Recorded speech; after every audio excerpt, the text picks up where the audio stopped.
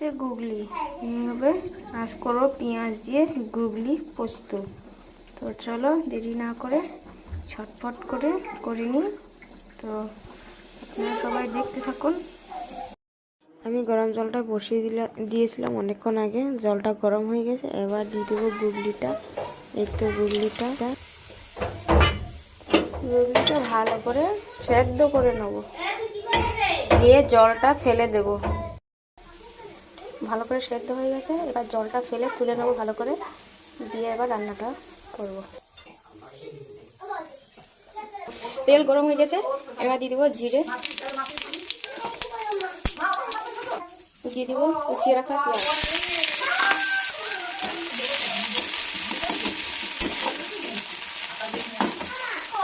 দিয়ে দেবো একটা লঙ্কা,